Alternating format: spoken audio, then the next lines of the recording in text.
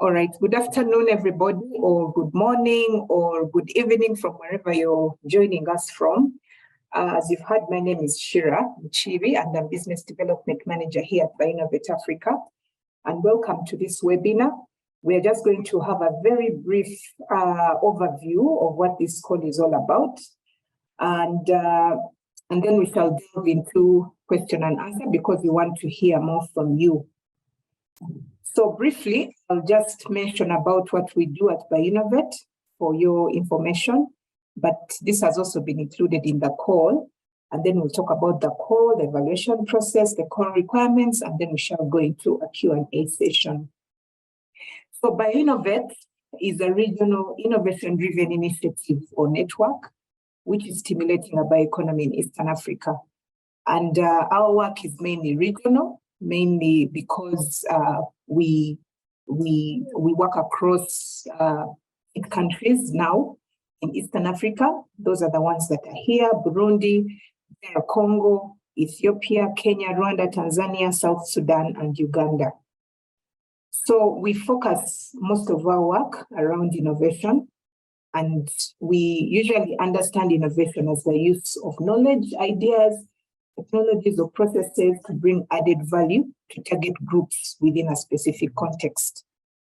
So we are implemented as a program of icipe, and we are based here in Nairobi, Kenya. And we are currently funded by SIDA, which is the Swedish International Development Cooperation Agency. Currently, we've worked with over 300 scientists, so innovators, across over 120 organizations thereabout. And we mainly get these partners through competitive calls for proposals like this one. And the organizations are mainly universities, research institutes, private firms.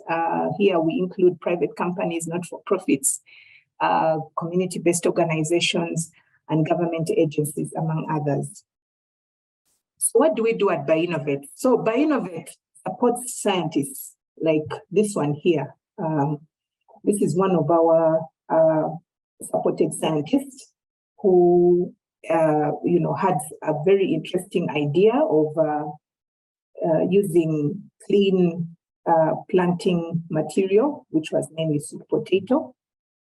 And we translate, what we do is to translate his intellectual asset, which is in form of a biological-based idea and invention. In this case, this was the method of, cleaning plant material and turning that into a value-added good and service. And in this case, these are healthy sweet potatoes that can practically be used in society. In his case, the sweet potatoes can be consumed virus-free by anybody and any consumer within Eastern Africa. So we support these scientists mainly through grants and also providing technical support in order to achieve this mission. And this is very important for you to clearly understand. So we mainly work in 3 ways. And the first one is co-creation with existing private companies.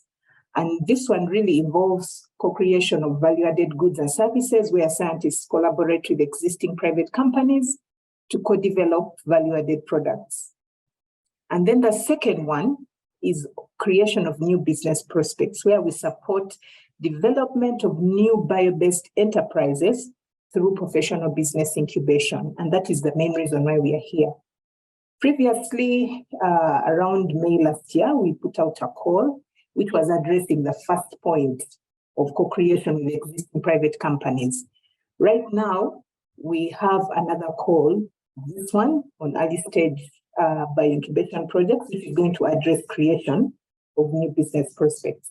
But we also work to support innovation ecosystems, that is strengthening the innovation ecosystems where our partners are operating. So in this case, we try to enhance a conducive environment which spurs innovation, especially in your institutions if we become our partner in the respective countries. Moving on, the call, first of all, is intended for entrepreneurial scientists from universities and research institutes. Now, these scientists have scientific discovery, research outputs, like you do, because I believe you've joined this webinar because you have an idea, you have an invention, you have a method, you have a research output that you would want to translate into practical value-added solution. And you want to be able to add value to it so that it becomes practical. And that solution, after you have packaged it well for societal use, then we are going to establish, you're going to establish a new and innovative bio-based sustainable enterprise within Eastern Africa. So for this call, the solution that you're going to propose, or you have, or the idea that you have, should have past proof of concept, that is either in the lab or in the field. And just to clarify that for the purposes of this call, who do we refer to as a scientist? It includes any individual that is qualified in or is practicing physical, natural, and engineering sciences, medicine, business, social, or other related discipline, okay? And they must be based at either university or a research institute. So the call is supporting scientists that are working regionally across the eligible countries, and I've already mentioned these countries. This is Burundi, DR Congo, Ethiopia, Kenya, Rwanda, South Sudan, Tanzania, and Uganda. Now, your proposal that you're going to submit should fall under any of these three thematic areas. The first one is value addition to agro-produce and other biological resources. And this may include food production and processing methods, looking at promoting circular food systems, and so on and so forth. Then the second is on biological waste conversion, which mainly involves turning bio-waste into something useful or useful renewable products. Then the third one is on biological-based healthcare products, which mainly includes biopharmaceuticals and diagnostics for key human diseases, which are affecting the region. And also, how do you use indigenous knowledge to make traditional medicine safer, okay? And so on and so forth. The grant size is up to $250,000, okay? And the duration is 3 years. So it's very critical for you to look very carefully at what you would like to do, because at the end of the 3 years, one of the questions we will ask you is, do we have a product in the market? And do we have an enterprise? And that is what we want, that's what we are looking for, okay? Now, about the composition, which is very key, we've gotten a number of questions around this. The team should be comprised of 3 members, and they can either be 3 individuals from the same institution, like I have demonstrated here. I've tried to demonstrate so that you can see this visually. This is the first option. You can either have 3 individuals from the same institution, maybe in the same country, okay? The second option is 3 individuals from different institutions in the same country. That's the second option. The third option is 3 individuals from different institutions in different countries. However, I must emphasize, the last option, C, will be given high priority, okay? Because it aligns well with what we do at BioInnovate, because we work regionally. So we would prefer to have proposals or projects that, are cutting across at least in 3 countries and from 3 or maybe 2 or 3 different institutions, okay? Another thing that I would like to emphasize is that these individuals must be employees, and of course I already mentioned that they are scientists, so they must be employees of legally recognized universities and research institutes. And in addition, these respective institutions should have policies and practices that allow their staff or students to participate in creation of spin-off enterprises as one of the means of translating research outputs into practical use for societal impact, okay? So that we do not have challenges as you're implementing your work, because from the onset, we want an enterprise. So if your institution does not have policies and you're going to find a bit of difficulty, I think it would be good that maybe you partner with somebody else whose institution has. You can try to see how to work around that. The next is the evaluation process. When we receive your proposal, it will be screened for eligibility and completeness by our team here at the Program Management Office. And any proposal that is ineligible or doesn't pass the screening and eligibility checks will be dropped at the first stage.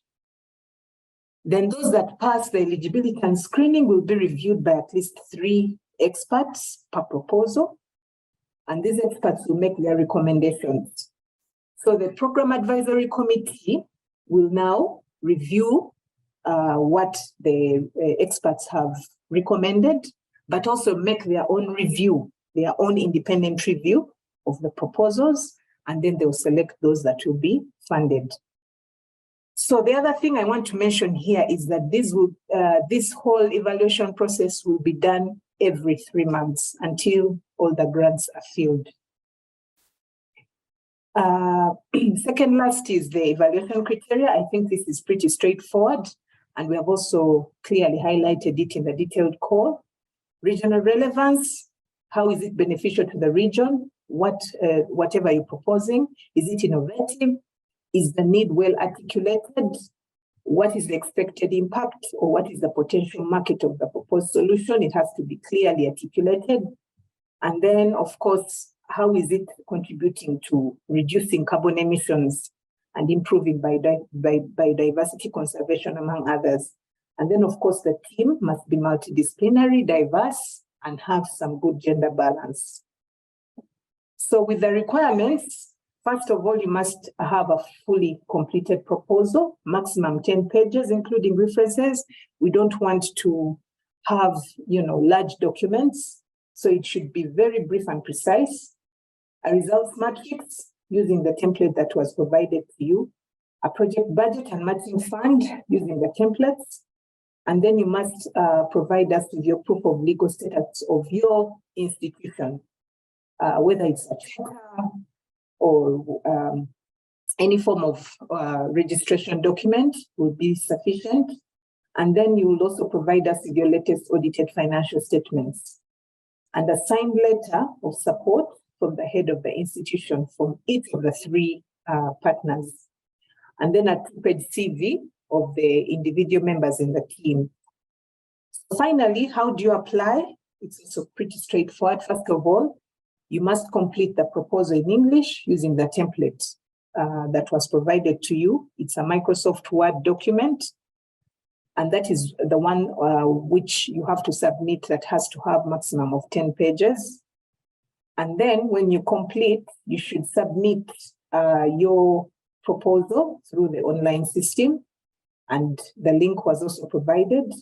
And you already know that this call has no deadline. So when we receive your proposals and those that will be reviewed and those that will be selected as we continue doing the process, it will be done mainly on a rolling basis.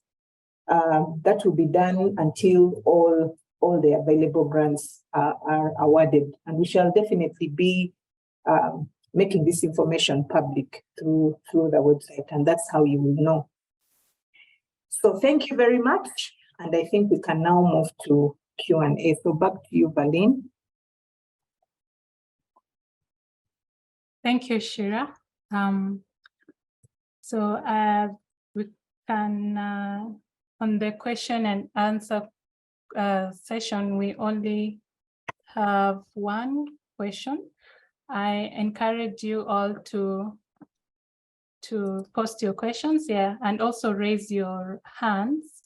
Javeri, I've seen you've raised your hand, but before we let you speak, Shira, maybe you can address the first question that was asked. BioInnovate Africa has also sent out call for incubation concepts. Can one apply for both BioInnovate and the BioInnovate call? Of course, that is now up to you to decide. I mean, the market is quite big for calls, but as you see, BioInnovate has a focus, and I think ours is mostly on bioeconomy, and that is what we focus on. Like I mentioned, the 3 thematic areas that we have. So it's up to you really to decide if you want to apply for both. You can still apply for BioInnovate and also for BioGo. Yeah. Okay.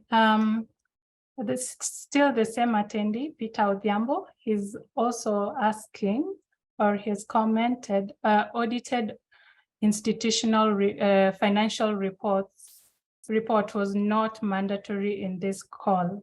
Is that true? On the online application system, we did not put asterisks, but of course, as we go along, if, for instance, your proposal is selected after the first stage, yes, the audited reports might not be mandatory, but we'll follow up with you to submit them. So I hope that is clear. Okay, so okay, just hold on. Should applicants be exclusively nationals of the stated countries? Yes, Shira? yes, they should be resident. They should be residents of the stated countries. I think that's what we included in the call. So definitely, if you are national, then you're resident in the specific country as well. But yeah, even residents are allowed to apply. Okay, I'm experiencing some challenges unmuting the people who have raised their hands. So in the meantime, Philip, please assist me with that. We can go to the next question. Can one work with icipe as an implementation partner? Yes, it's you can work with icipe if you feel that they have an aspect where they would add value to your work. That's okay. Another question: is it possible to partner with private sector in this region?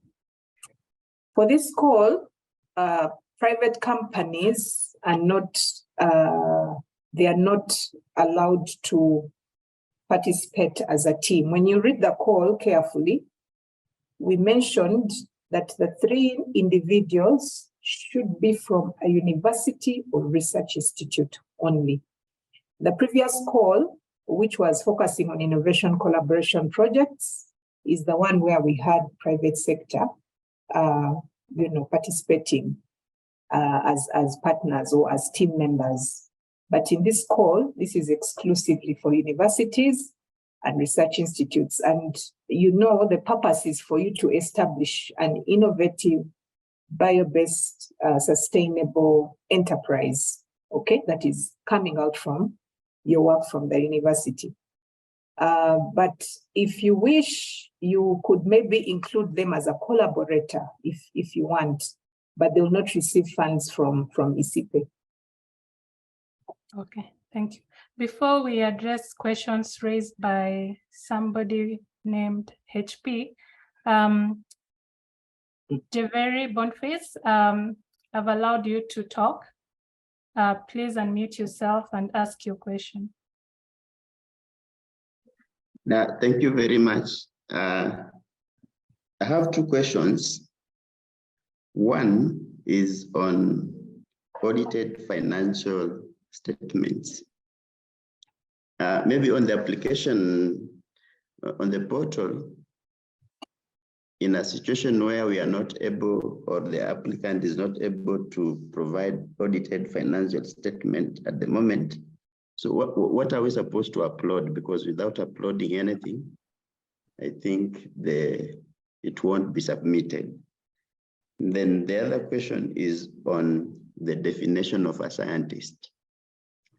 Are both the partners supposed to be scientists, Or because I was thinking a scientist could be somebody from maybe natural or physical sciences. So is it strictly in those areas? Thank you. Okay, thank you very much.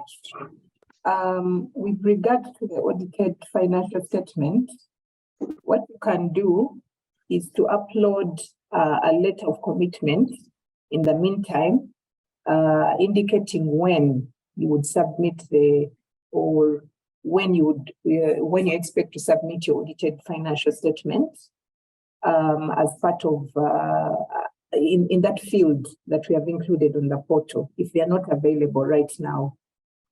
But like I mentioned, it is a requirement, even as we continue to review your proposal, to submit it as part of your documentation to help us to understand and assess your readiness to manage this grant. It's very, very critical.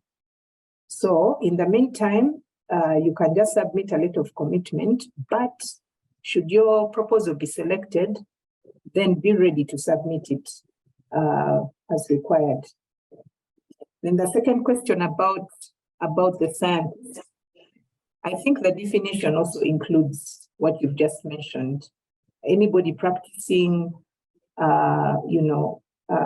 physical or natural sciences or social sciences or business, that is who we call a scientist in our view.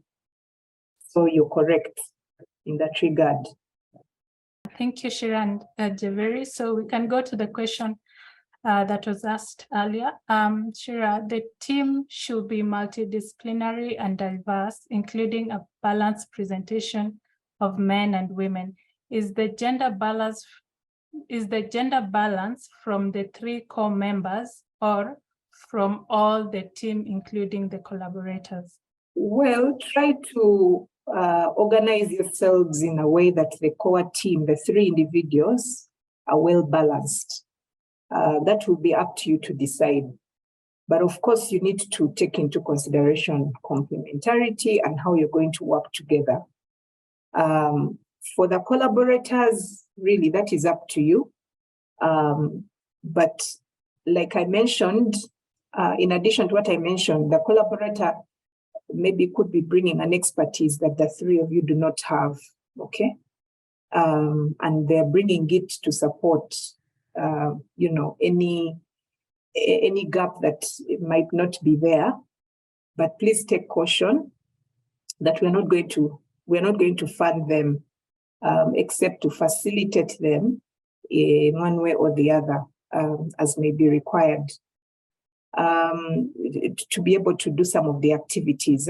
For instance, if it is movement, it could be transport or maybe a bit of accommodation here and there that can be taken care of.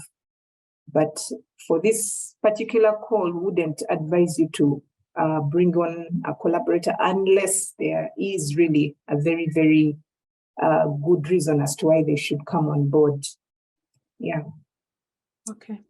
He or she has asked a second question, which I'm not quite sure it's clear, but anyway, how many members other than the 3 core members of the project are categorized? I think it's very clear. This call is looking for 3 individuals. That's it. Just 3 individuals. It doesn't matter how you categorize them.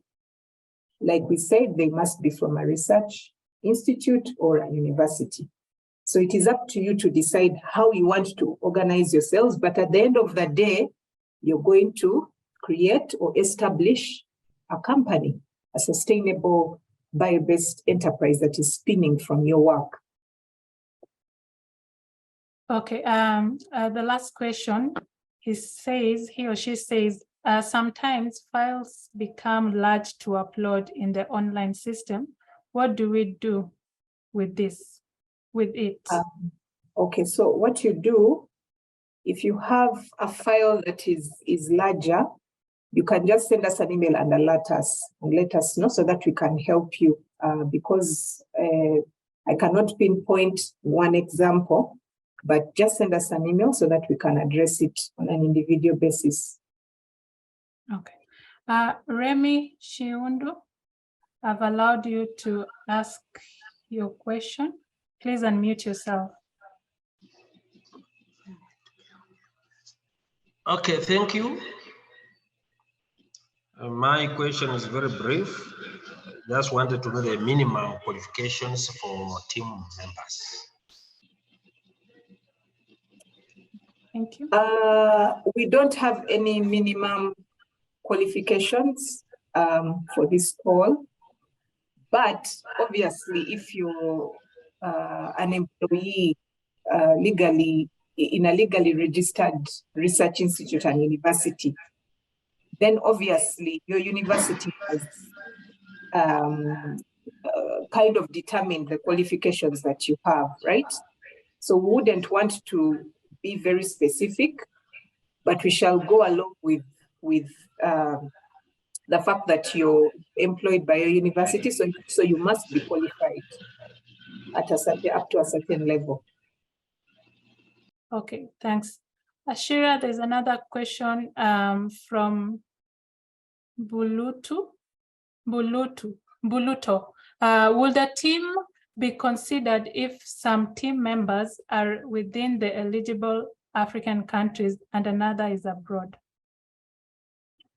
No, unless they are resident.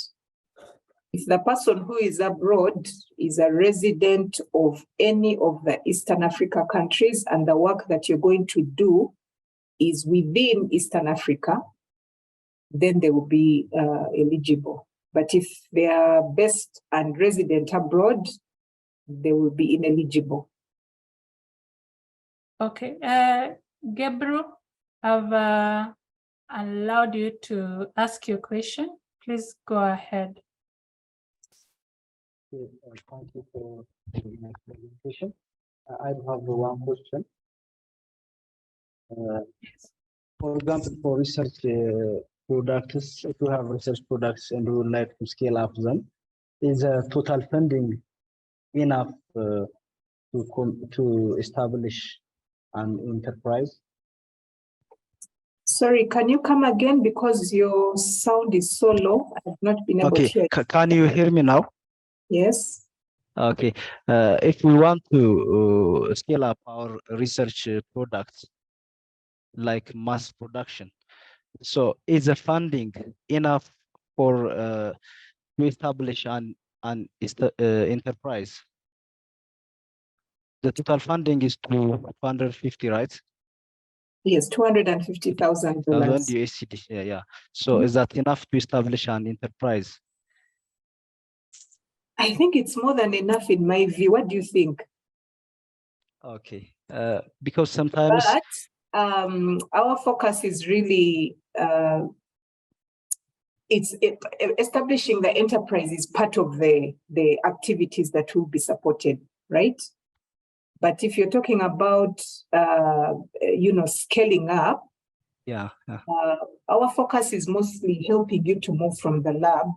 Okay. How do you now establish yourself in the market? Now, if you want to do mass production, that involves sales, marketing, drives that are really big, obviously somebody else will come. But for us, our funding will only cater for that window. And moreover, it's 3 years only to help you now package your product, do branding, license it, register, do a minimum viable product, and have yourselves, move into the market. Now, moving into the growth stage, probably somebody else will take that on at a much more bigger investment, I would think. Okay, thank you very much. Yeah. Okay, I request if you've asked your question, kindly lower your hand. And if you'd like to ask your question verbally, please raise your hand. Shira, another question from Anonymous. Is it possible to partner with, no, sorry, that one you've addressed it. Can scientists from another international organization apply? Scientists from international organizations are also welcome to apply. Like I mentioned, somebody I think asked about icipe. icipe is also an international research institution. It's an example. So yeah, so scientists from international organizations can also apply. But remember, their institutions, whichever institution is part of the team in your project or proposal, they should have favorable policies that allow you to establish a spin-off enterprise. So that is now up to you to decide. Okay, so another question, which has been asked for by many people, especially on email. 3 is the maximum or minimum number of partners. And you can elaborate, if there are more, what should they do? We are looking for 3 members in a team. As simple as that. So you can either call it minimum or maximum, but we are looking for 3, not any more than that.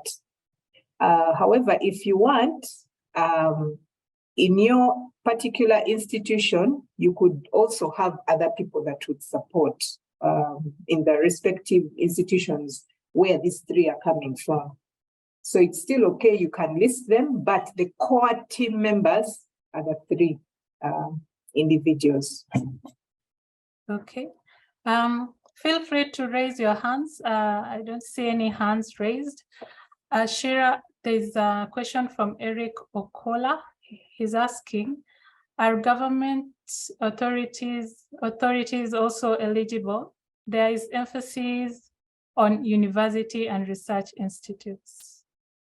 Government institutions, if they are not research or universities, then they are not eligible to apply. So we are looking for a university or research institute. And then Jessica is asking, there are allegations that you only consider crop-related proposals. Clarify. No, that is not true. I would like to encourage you, even right now, to check on the website of the recently selected projects for the very, very last call that has just been, that was closed last year. Please take a look because they are really diverse. We have projects in bio-based health products.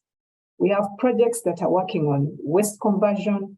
We have projects that are into green chemicals, and so on and so forth. Please look at our website and read more about it. I think it's better to read facts that are written rather than listening to hearsay. Yeah, thank you. Okay. We request that you channel your questions to the Q&A box and not the chat box. I can see some questions that have been posted on the chat box. Shira, for example, there's somebody asking, when is the deadline to submit the proposal?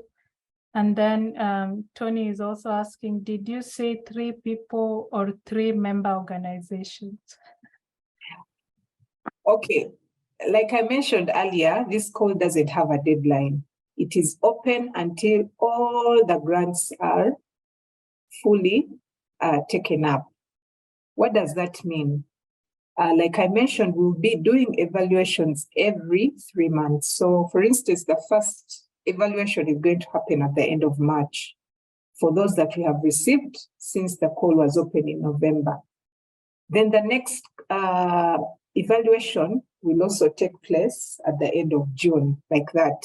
So for instance, if the first quarter, we have 3 grants, those will be 3 out of 7 because the total number that we are going to give out is 7. Okay, then maybe in the next one, we evaluate and select 2, those will be 5. So we'll definitely leave it open until the next round. So still the next round, if we select another 2, then they will be closed, okay? But I must mention also that even as we do the evaluation and maybe your proposal doesn't go through, the technical evaluation and they say, we are not going to support you. You're free to go back and look at the comments or look at how you can redesign and, reapply even for the next, even after we have given you feedback and so on and so forth. So it's going to be open. It's really up to you. And I think that is really being very unique and generous with the whole process. So I hope that is clear. Thanks, Shira. If you have questions finance related, please post them. I don't think I see any that is financial related. Shira, there's someone. Berlin, the other question about the individuals versus the organization. So remember what we said, that the 3 individuals must be legally employed by at a university or research institute. So by default, the individual will be based in a research institute where they're coming from. So the research institute together with the individual is the partner. That's what we call the partner organization. So yes, the individual should be legally employed at that research institute. And of course, when icipe is disbursing funds, they don't disburse the funds to an individual. They disburse the funds to the partner organization where the individual is based. So I hope that is clear. Okay, sure. As I'm looking for any financial related question, maybe Shira, you can answer the question. Can icipe staff lead this proposal as a PI? Well, I think I leave that to you to decide. If you feel that they are more qualified or they would represent you well, or if you think that they are capable of leading your team, then that should be okay. Okay. There's one finance-related question which I've seen Marianne is addressing, but maybe let me just ask it aloud. How will the funds be disbursed? To the different members or to the lead member? Thank you. So the funds will be dispersed to different members or different organizations. So it won't go to the lead only. So the 3 partners, each and every person will have their own disbursement separately. We'll also have, grant agreements between the 3 organizations or partners. Thanks.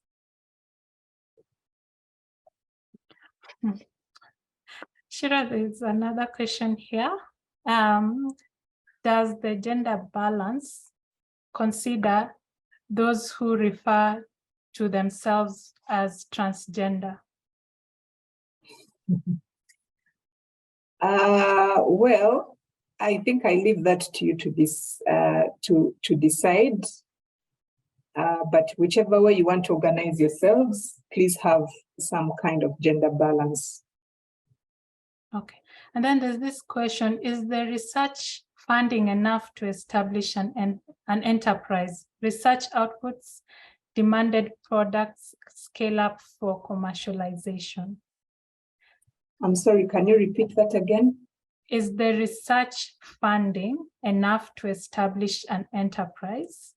And then he continues to ask, research outputs, demanded products, scale up for commercialization. The question is a bit unclear, but maybe just to clarify that $250,000, I think we have highlighted the main activities around the $250,000 for this grant. We've clearly stated the grant is going to ideas that are beyond proof of concept. And these are research outputs that are ready to be deployed in the market. So, for instance, the funds will be used for business modeling. And that means you're going to develop, you're going to test, you're going to validate your business model. You're going to do very minor product refinements. You're going to develop a minimum viable product. You're going to license to register or even to brand your product, to package it well, and so on and so forth. So those are some of the examples I wouldn't expect for this call to fund, things that are really so much into basic research. Actually, it will not go into research at all. Just to make it a bit clear, please go back to the detailed call guidelines and look at those specific activities that we've included. For minor product refinements and formulations, it's really just trying to customize them so that they are usable by society and by consumers. But you're not actually going back into the lab. We don't expect you to go back into the lab and do further testing and so on. But we allow maybe 1 or 2 students to participate, to do their own research that can add value to your work as you go along. Shira, we are about 12 minutes to time, but I see there's a question here from Ishmael Kinoti and also Anthony, which are good. Maybe let me start with Anthony's. Hi, Hi, on the results matrix part, must the project have been done or ground before? Must the project have been done on ground before? Well, let's consult on that one and come back to you. But like I mentioned earlier, we are looking at early stage projects that are looking to move into the market. If you think you fit into that window, then obviously you fit into our call. But if you've already established yourselves in the field, in the market, then I don't think this call is for you. I think that you might need to look out for funding that helps you to scale and move into growth and so on and so forth. This fund is really to establish companies, start them up, have the products be launched in the market, and then maybe afterwards an additional investor will come and make some additional investments or financing to scale their work beyond the 3-year period of our funding. I don't know if that is clear. Okay, so the other question is, if a proposal doesn't pass the initial screening, is one allowed to resubmit another proposal by the following call cycle? And then in relation to that, how long does the screening take before an official communication of acceptance or rejection? Yeah, that's a good question. So if your proposal maybe fails at the first stage, we will definitely come back to you and let you know. And you're free to reorganize yourself again and resubmit. And the call is still open. There is no specific cycle. But what I meant when I was talking about the evaluation was the period. So we'll be evaluating every 3 months. That's what I meant by that. So don't confuse it with another cycle of another call. The call is still open throughout. So when we do the first eligibility check, usually it takes, depending on the number or the volume of applications we receive, it doesn't normally take more than 2 weeks, okay? And usually in the 3rd week is when we will inform you whether you've passed the eligibility check or not. So I hope that also answers your question.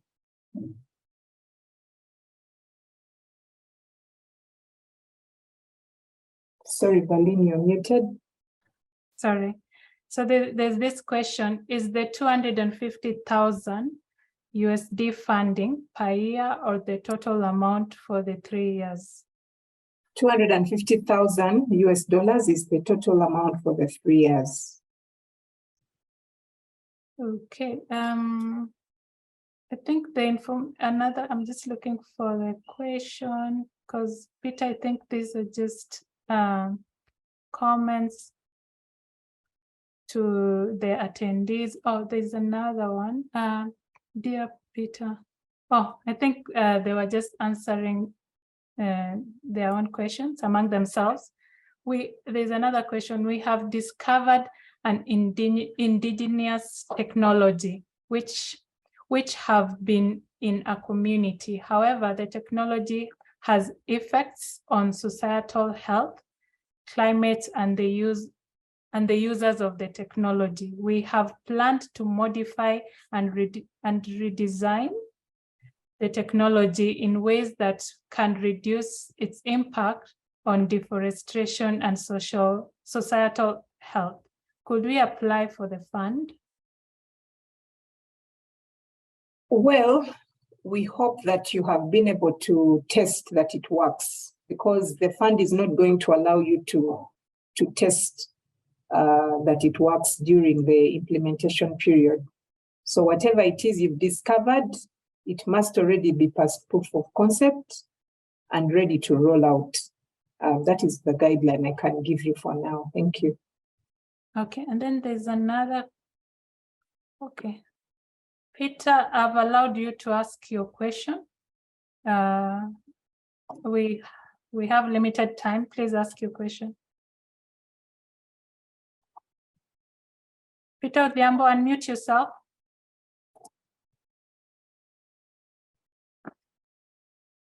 In the meantime, Shira, I can see you said that the 3 team members must be residents in the eligible countries. Now, if they need expertise for an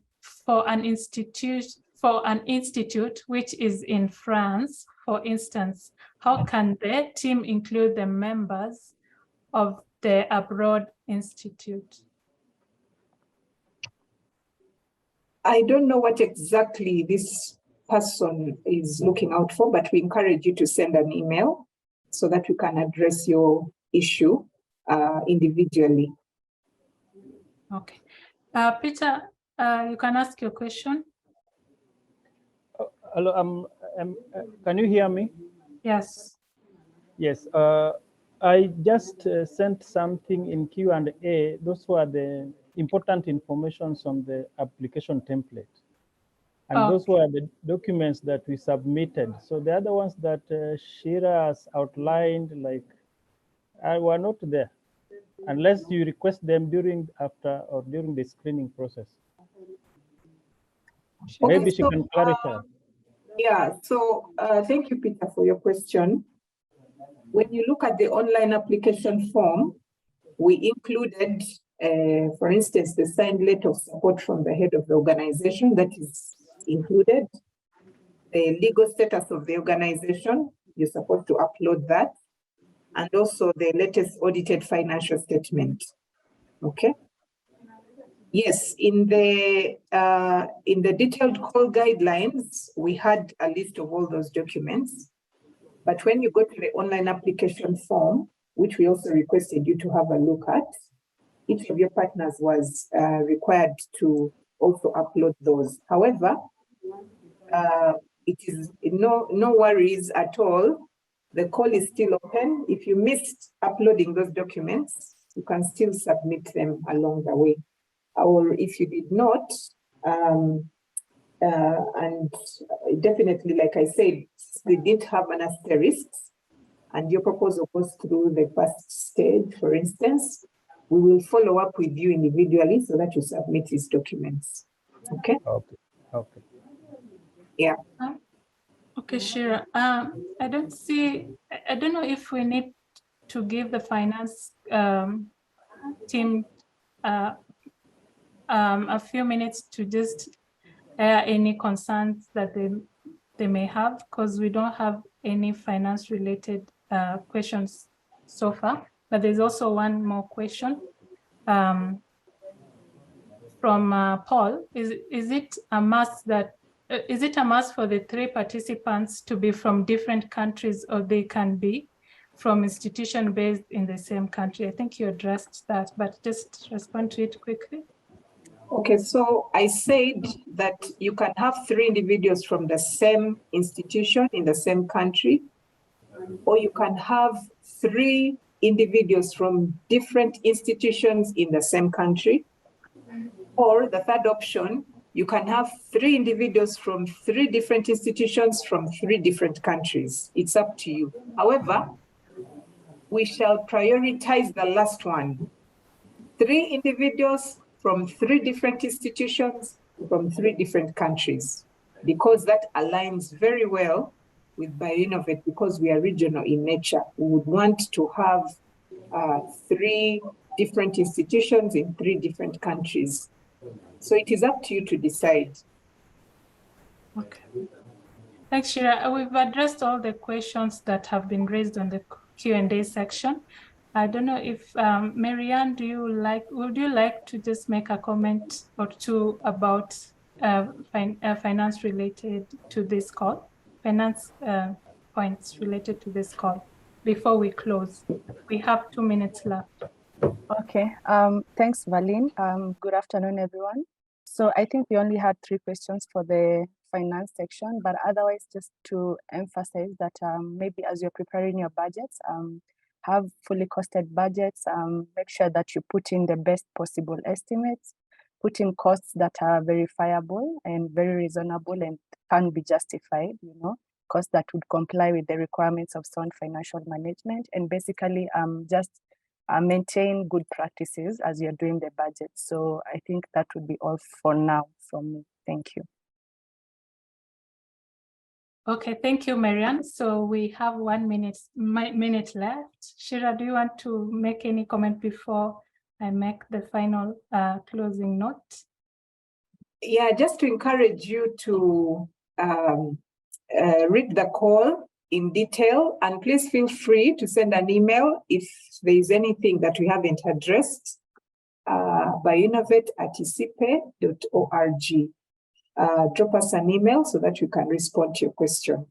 But I think this call is pretty straightforward, and we are looking forward to very interesting ideas that are moving to the market and creating spin-off enterprises that are coming from universities and research institutes. I think that is really unique, and we look forward to contributing to bioeconomy development within the region. So thank you. Over to you, Valin. Thank you, Shira, and thank you to all my colleagues for your support on this webinar. So we have come to the close of the webinar. We are looking forward to your applications, so please send them. Yeah, but if you have any other further questions or concern, as Shira said, please feel free to send us an email on bioinnovate@icipe.org. We also request you to follow us on our social media platform. I've posted them on the chat. Also, if you'd like to know more about our work, we have a documentary that we published a few months ago. Please refer to it. It will be helpful as you apply. So thank you very much, and we wish you all the best in your application.